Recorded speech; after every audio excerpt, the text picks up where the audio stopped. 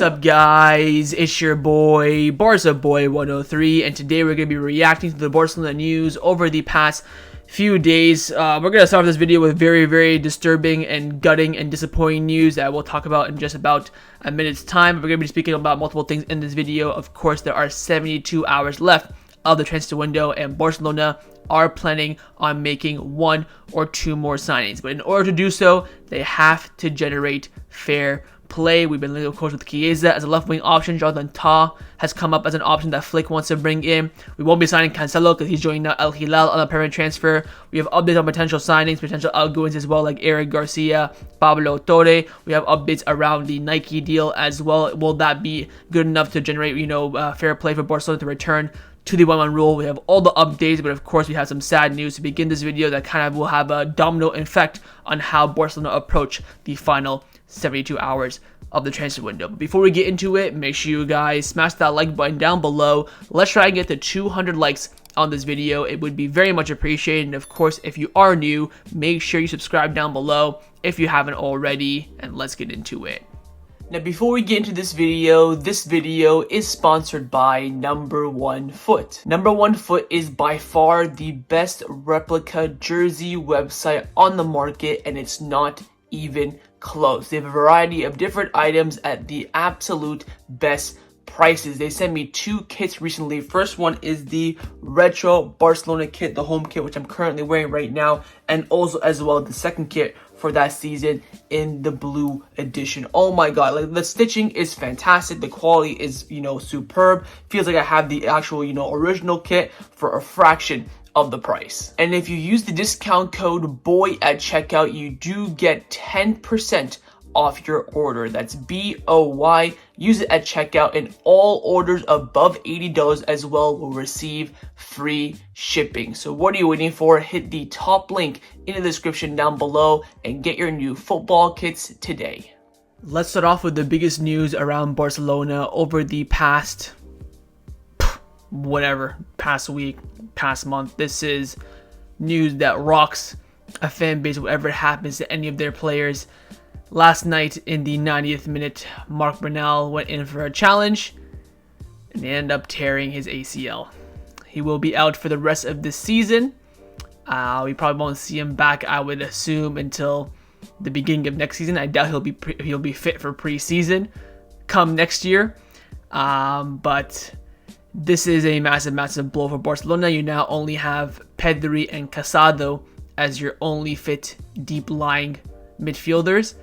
This injury alone will reshape how Barcelona approach the market. This is why I'm bringing this in at the beginning of the video. Usually talk about injuries and near the tail end of the video, but this injury is so big that it's going to have some massive implications throughout this video, whether it be transfer targets, how and when and if Barcelona can make signings in the final 3 days of the transfer window.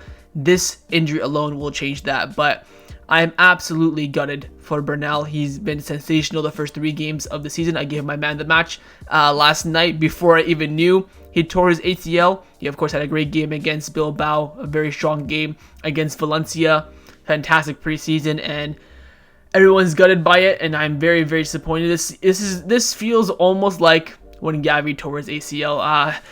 The thing with Gavi was that he was a starter, in and out. He was undisputed starter. He was basically the heart and soul of the team. Or Bernal has just been such a solid, sensational player so far this season, and it sucks to see him go out like this. And all he can do now is wish him a speedy recovery. Hopefully Gavi will help him alongside his journey as well, give him some tips on how to recover as quickly and effectively, most importantly, as possible. But it's a rough blow. I think by the time I upload this video, the club would have already confirmed it's an ACL injury, but as of recording this video, the club have not confirmed officially quite yet. There will be tests. I think they're going to be doing tests in the next hour as of recording this video, but it's absolutely gutting news, and we'll see how Barcelona reshape their strategy and their approach in the final few days of the transfer market. But center defensive midfield wonder kid in Marc Bernal is out for the rest of the season, as he did tear his ACL in his right leg last night. Let's now discuss some of the transfer news around Barcelona over the past few days. Firstly, we will be discussing the news around Federico Chiesa, who has always been an option for Barcelona as a potential left-wing reinforcement heading into the final few days of the transfer window. However, Barcelona were the only team in the race, but not anymore, as Liverpool have now joined the race and have progressed further than Barcelona. Fabrizio Romano has come out saying that Liverpool have made an initial inquiry about Federico Chiesa as a potential option for the final days of the transfer window. Chiesa is available, with Juventus looking for a solution and Liverpool reaching out yesterday. The club is exploring the terms on a possible deal, as Chiesa is interested in moving to the Premier League. Of course, Matteo Marito confirmed this as well, saying that right now he also added that right now there is no contact between Barcelona and Juventus for Chiesa at the moment. So neither Liverpool or Barcelona have contacted Juventus directly about Chiesa. Both have made initial inquiries to his entourage. But it seems as though right now Liverpool are going to be setting up their pursuit, while Barcelona now are going to be rethinking all their options after the Bernal injury. Look, I've always said this. I've always been consistent on Chiesa. I think he's a good player, good option, good price as well. But you already have Ferran Torres, you already have Ansu Fati. These are kind of the level of players that Chiesa is at. I don't think he'd come in and elevate them. I think he'd come in just as another player like them, another squad player. So it'd be cool to sign him. I just realized I spelled Federico wrong in the caption there. My apologies. But he's not really someone that I'm going to be bending over for and, losing sleep over to try and sign him. He's not that kind of player that we do need, especially now with this Bernal injury. So we'll wait and see. If we do end up pulling off a left wing signing, we might just rely on Dani Olmo, Ansu, Fermin, Ferran for maybe until January, or probably, let's be honest, for the entire season. Which again, I don't think Chiesa really comes in there and really makes a mark. I think it comes in there, provides a good option if he has some good form. You never know, he can maybe become a starter, but not someone that absolutely wows me. Is what I'm trying to say. So I'll wait and see. But again, Liverpool are making a further step. They're definitely further in the race than we are. They're going to be getting talks with Juventus very soon. Where Barcelona right now are in chaos. They don't have no idea what we're going to do now after this Bernal injury. So keep your eyes on Chiesa. If we do sign a left winger, he is one of the most prominent options. Now, another potential left-wing option that looks very unlikely as things currently stand is the option of Kingsley Coman. Now, Fabrizio Romano came out saying that although Hansi Flick values Kingsley Coman a lot, his high salary is going to be a barrier. Chiesa is also on Barcelona's radar, but Coman still has a chance to move, possibly on an initial loan with a buy clause. His high salary means clubs are waiting until the last minute to negotiate for the best deal possible with Bayern Munich. Now, there are reports coming in from L'Equipe as well in France saying that Kingsley Coman has now officially decided to leave Bayern Munich in the final few days of the window ahead of the transfer deadline day, of course, on Friday. His destination right now is unknown, but several English clubs are interested. Now, following these reports, Hilal reached an agreement with Bayern Munich to buy Coman. I don't know what the price is. No one knows. Apparently, it's around 40 to 50 million euros, but they have now agreed with Bayern Munich, and now they're going to try and convince Kingsley Coman on personal terms. So I'll wait and see on that. If Coman has ambitions to stay in Europe, or if he'll maybe just jump ship and earn his bag in Saudi Arabia. But again, the Bernal injury, we'll wait and see what the club's priorities are now. But with Coman, it's a very, very good option. I think this one would come in and elevate us. I think, like I mentioned, Chiesa kind of is the same level as Ansu, Ferran. I think Coman comes in, of course, Coman fit, comes in, elevates. I think he's better than Ferran, better than Ansu right now on form and ability over the recent months. So this would be a really good signing, in my opinion, a player that can play on both wings as well if needs be. Probably won't, but versatility is always nice to have. And of course, has worked under Hansi Flick in the past, scored the winner in the Champions League to win Hansi Flick the treble as well. So we'll see. I don't think it will happen though with the high salary, with Barcelona already struggling with FFP, but also with Al Hilal reaching an agreement with Bayern Munich as well. So keep your eyes on this one, but this is definitely the most unlikely one of a left wing signing, if Barcelona, of course, decide to make a left wing signing. Now, a name that keeps popping up in regards to the left wing signing is Rafael Leao. Now, Fabrizio Romano has always been adamant that Leao will not be leaving AC Milan. He keeps telling us in his live streams that he does, I think, on playback. He's like, forget about it. It's not going to happen. It's never going to happen. But Alfredo Martinez is reporting that if Barcelona signed the Nike renewal before deadline day, a bomb can happen in the transfer window, and Laporta does like Rafael Leao a lot. And the players are also pushing internally to leave Milan if Barcelona do present an offer. Now, when Laporta likes a player, we tend to end up signing him. Dani Olmo, prime example. Joao Felix, prime example. But again, with the Bernal injury, do you want to go and spend 60 million, 70 million on a left winger? Do you want to maybe reinforce another position? That remains to be seen. I think as a left winger, he is, of course, the best option available for Barcelona on the market right now that is somewhat feasible. I mean, the visibility of it is like 1%, right? But he is, of course, the best option. I think second, of course, to Nico Williams. So we'll wait and see. I think there will be a surprise signing this in the final few days of the transfer window for sure, but I'm not too sure. And I'll tell you this right now, it will not be Rafael Leao. Now, a player that Barcelona will not be signing in the final few days of the transfer window and will not probably be signing ever again is Joao Cancelo. After waiting for 2 months, Cancelo has decided to wait no more and has joined Hilal. The news is official and confirmed. He's joined from Man City for a fee of 25 million euros as a package, 20 fixed plus 5 in variables, the exact same price that Barcelona were waiting to spend on him, but on a loan with a buy option. But City, of course, wanted the cash right now. Credit to Hilal, they've signed a fantastic player, a fullback that can play on both flanks, that's very strong going forward for a very, very fair price. I think Barcelona really missed the boat here on this one. We saw, Koundé last night struggle for a little bit. We're seeing Gerard freaking Martin at left back, where I think Cancelo is clear. You have to understand that the Cancelo has defensive frailties against the top sides, but that's what you face a top size, 2 or 3 out of 10 times in a season. I think this would have been a great option for depth, a great option to have in the squad for a very, very good price. But it's not going to happen no more. I'm not going to lose sleep over it. It's not something that's going to absolutely, bother me. But I think we really missed the boat here. I've seen a lot of people say, oh, we didn't sign both the Joaos. We dodged much of the bullets. I think for Felix, definitely. But for Cancelo, I have a different perspective on it for sure. But he'll not be joining. I want to thank Cancelo for his service last season. I think overall for the course of the season, he had a really good year, apart from the final 2 months where, again, defensive liabilities were quite shocking.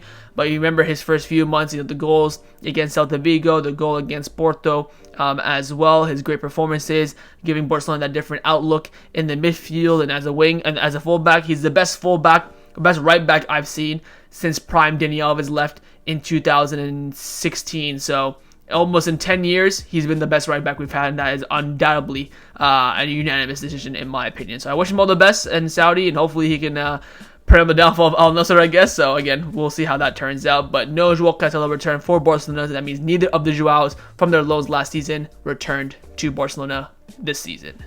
Now, a new name, a new position, a new transfer that has popped up in the world of Barcelona over the past few days is the transfer of Jonathan Tah, the German center back. Following the future right now of Eric Garcia being quite uncertain, I will talk about that in the next minute or so. Jonathan Tah has emerged as an option as per the request of Hansi Flick. Tony Juan Martí was the one who broke the news, saying that Barcelona are thinking about Jonathan Tah if Eric Garcia leaves. The German defender is out of contract with Bayern Munich in 2025 and would cost around 20 million euros. Sky Germany Political also confirmed this as well, saying that Barcelona are exploring a possible move for Jonathan Tah until the end of the transfer window. First talks have already taken place with his entourage, again as inquiries like we did with Federico Chiesa. Finally, Gerard Romero came out saying that Hansi Flick has asked Fiza Javi if he can handle the Jonathan Tah deal. Everything depends on the club's financial situation in the coming days. Now,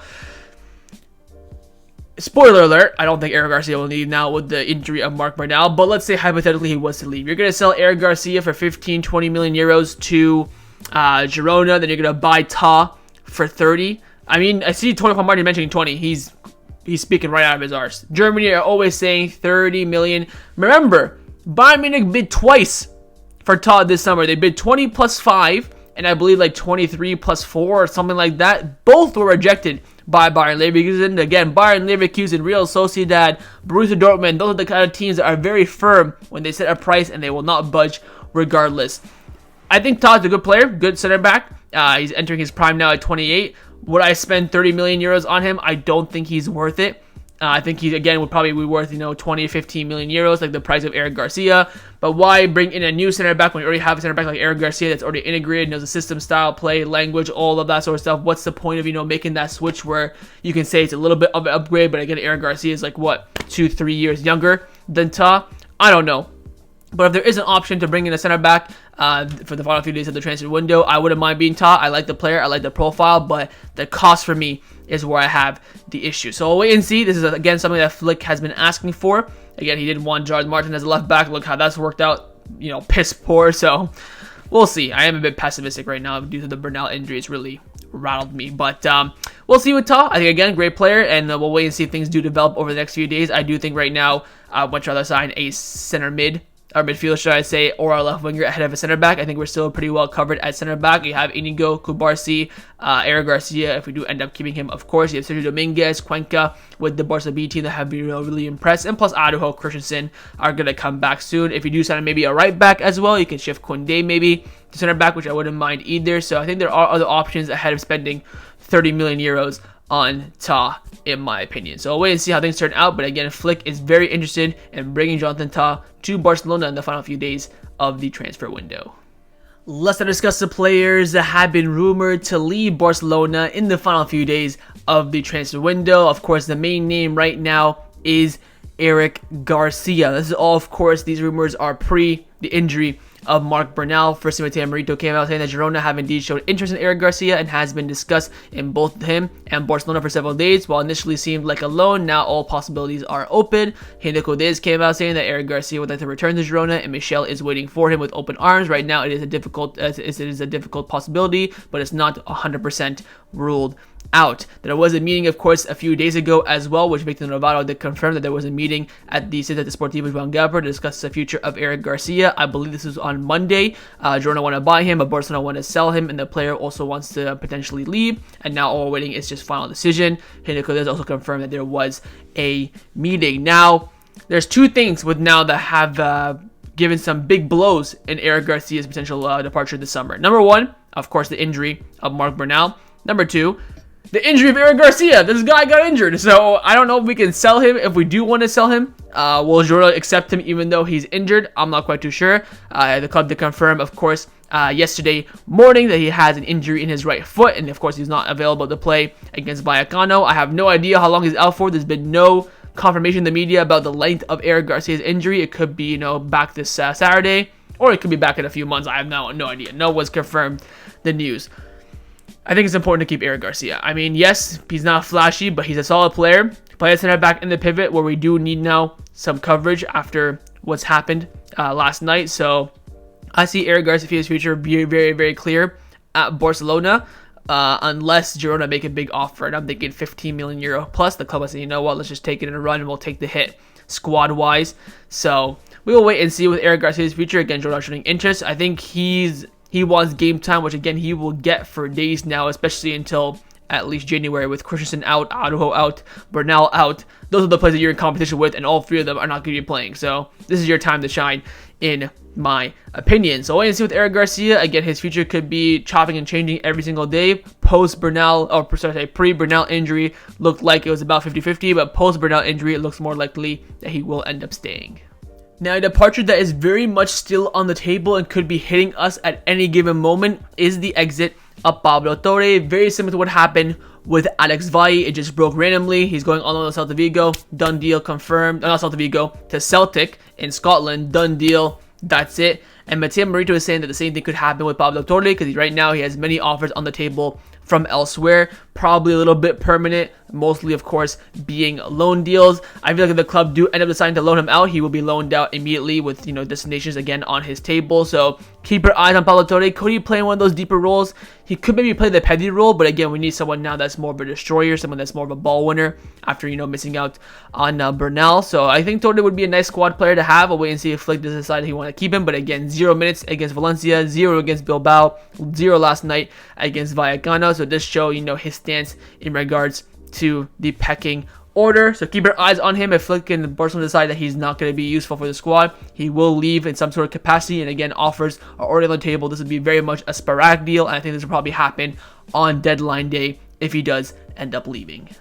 But there has been a surprise exit that has hit Barcelona at left field over the past few days, and that's the exit of Angel Alarcon. A lot of you guys in my comments always ask me about Alarcon. Where is he? Why is he not part of the squad? Again, he was with the B team, but he was very much a mature player for the B teams. With him losing his spot per se to, Pau Victor, it was very unlikely that he was going to end up staying, and now it is confirmed by Mateo Merito, saying that Porto will sign Angel Alarcon. Both Barcelona and Porto are finalizing the details of the deal. Barcelona will still have some control over Alarcon, and they are retaining a portion of his rights. Porto will pay Barcelona an initial fee, which could increase depending on the fulfillment of various bonuses agreed upon between the clubs. So there will be a fee here. It will be a permanent move, and again, Barcelona will have, rights in terms of his future, sell-on clause, buyback option, probably all that will be included. So again, Angel Alarcon is set to join Porto, with the figures of the deal still remaining to be negotiated. Now, an exit that has been officially confirmed by the club is the exit of Mikayil Faye, and they actually released the figures of it as well. The club released an official statement saying that Barcelona and Stade Rennais have reached an agreement for the transfer of Mikayil Faye to the French club. The official transfer fee is 10.3 million euros. Now, we heard a lot of 12, 13, 11, but 10.3, which is quite low. And they also mentioned that Barcelona will have a 25 million euro buyback option. Now, we heard a lot of the buyback options going to be 35, 40, only for 2 years, but the club have just mentioned that he has a buyback option of 25 million euros. Whether that expires or not, we have no idea. And there is a 30% of a future sale. Now, a lot of people have been saying 20% over the past few days. A lot of the numbers have been wrong, but pretty close to what the official numbers are. So Mikayil Faye, 10.3 million euros. Whether there's variables or not, we don't know. The club have not announced it. 25 million euro buyback option. Does it expire? We don't know. The club didn't announce it, but there is a 30% of any future sale retaining to Barcelona. So again, I mean, it's happened. In terms of the details, if these are just the numbers itself, I think we got it on the low side, but again, it's not terrible. But I wish Mikayil Faye all the best in Rennes, and we'll wait and see if he does have a future, maybe, and a potential return to Barcelona in the future.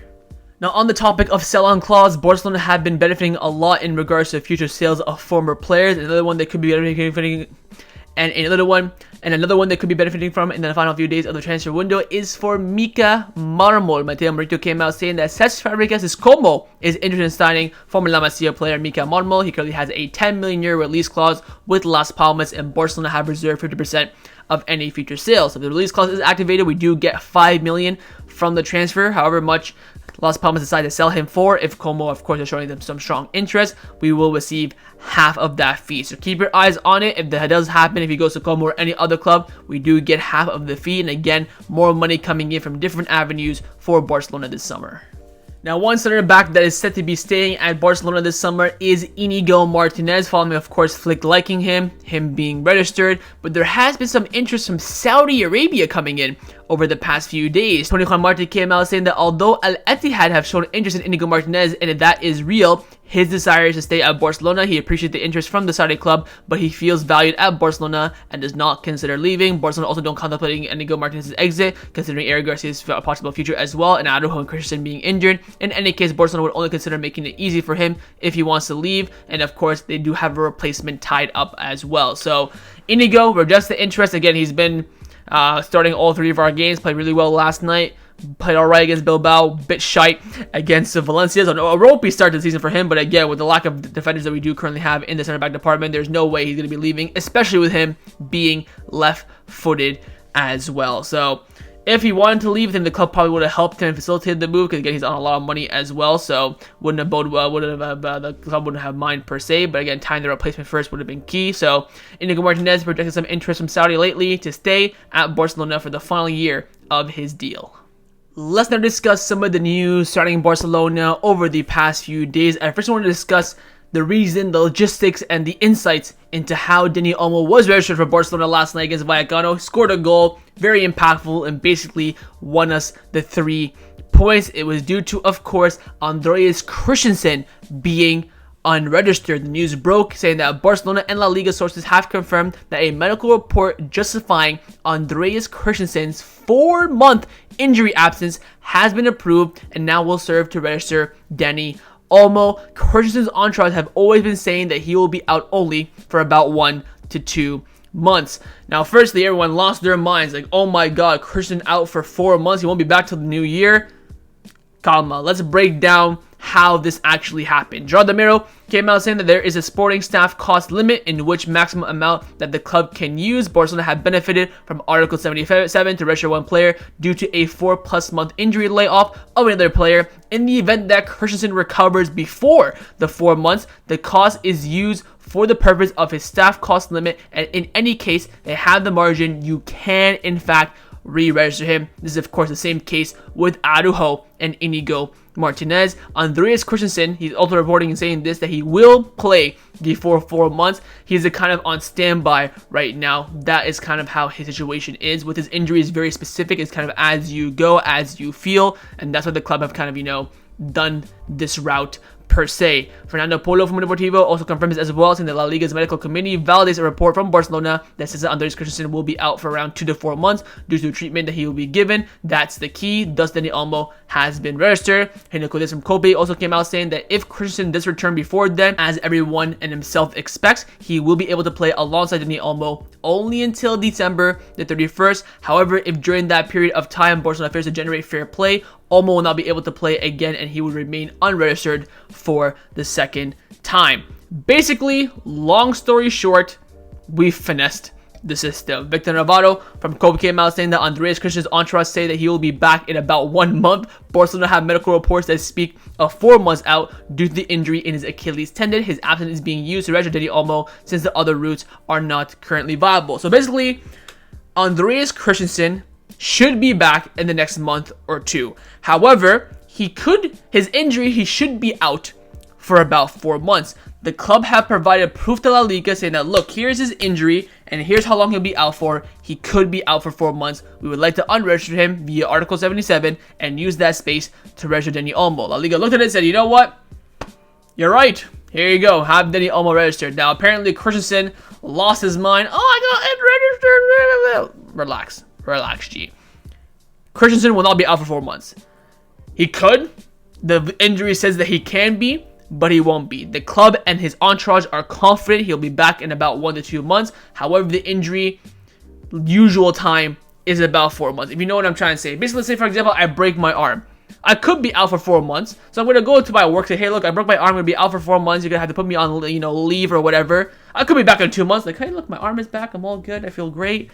But now I got 2 months extra off of work. You know what I mean? That's what the club have done. Basically, long story short, they've absolutely finessed it. Now, again, like I mentioned, Christian not too happy. Catalonia Radio came out saying that Christian's not happy about what happened with Dani Olmo's registration, but the club told him that the FFP issue will be resolved within 2 months when he returns. There's nothing to worry about. Sport Franco Ras also came out saying that Barcelona have assured both Christensen and Dani Olmo that they will generate enough money in the next few months to return to the 1-1 rule and register both their contracts properly again. Although Christensen can play without any problems after he returns from injury, as he is still registered, Barcelona have assured him of this. So again, Christensen, I'm upset, I'm blah blah blah, but he's fine. At the end of the day, again, if he comes back and plays, that's fine. It's Dani Olmo who will be unregistered, and he's the one that will have the issues. Christensen is still registered. When he comes back from injury, he can play. No problem whatsoever. He's not been unregistered whatsoever. If he does come back early and we have 1-1 rule problems, it'll be Dani Olmo who suffers the consequences, not Christensen. So, nice little loophole here by Barcelona. We absolutely take it. Of course, this loophole won us 3 points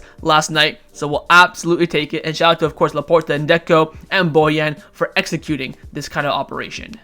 Now, the final topic that I want to discuss for end off this video is, of course, in regards to Barcelona returning to the 1-1 rule. Can we do it in time for deadline day? That way we can have freedom to, move and work in the market. This is what we need at this point in order to have any signings, to replace Marc Bernal, to sign a left winger, sign a fullback. We cannot do anything now. We've reached kind of full capacity. We barely registered, of course, Dani Olmo. Something is needed to come in and generate fair play and allow Barcelona, of course, to return to the 1-1 rule. Now, Rafael Leao from Deportivo came out saying that Barcelona and Whitebit, the Ukrainian crypto company who already sponsors the club, are working so that they can also contribute money to Barca Vision and help the club achieve fair play. Negotiations are well advanced. Whitebit could cover the part of money still left of the 40 million in the Barca Vision. Amermac, of course, had paid part of it, and La Liga are not giving the green light to re-register with that. So the club are going to work with other companies as well so they can make some sort of investment, of course, and of course they will end up paying them back in the future, but they're going to try and figure out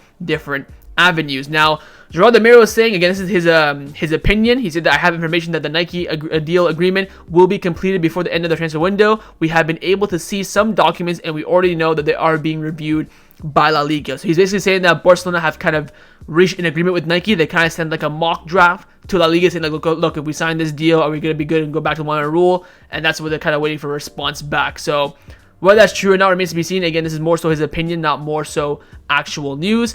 Now, Catalunya Radio came up with kind of a summary of the current situation, saying that in principle, given the current situation, we're looking unlikely to sign any more players. With Olmo, the club kind of use all its available salary margin space. Again, as I already mentioned, there are some within the club who keep the door open to a possible signing. If they can reach one rule, they will make, of course, more signings. The contract with Nike will take months to resolve. Some say with this contract, you will have to reach a pre-agreement, present to La Liga, and they would have to accept it as a guarantee, and that's still very, very difficult. So this kind of ties into what Joao Cancelo says. So the club are going to try to reach a pre-agreement with Nike, send that pre-agreement contract to La Liga as a guarantee, say, look, we have a pre-agreement. If anything, these will be the minimum conditions, but we're still going to negotiate over the next month. Can you accept this now? Bring us back to the 1-1 rule. That's what the club are going to try to do. Will they do it? Only God knows. So we'll wait and see. But again, I have to reiterate this. Unless there is some sort of income, sponsorship, Nike renewal, huge Frankie de Jong sale in the next 24 hours, or Rafinha sale, whatever the case may be, we cannot sign anyone. Our fair play margin is at capacity. We kind of use everything. We squeeze every last bit to register Daniel Olmo for last night's game. So if we're going to make another signing, whether it's going to be a loan signing, a midfielder, a left wing, right back, some sort of income has to come in. So that was my reaction to the Barcelona news over the past few days. Hopefully you guys enjoyed this video. If you did, of course, make sure you drop a like down below and leave me your thoughts down below in the comments on everything we discussed. The main question I want to know is that if Barcelona are able to make a signing in the final 72 hours of the transfer window, which position would you prioritize? Midfield, left wing, center back, right back? Leave me your thoughts down in the comments below, and of course make sure you guys subscribe down below as well if you haven't already, and I will see you guys next time on the channel. Take care and Forza Barça.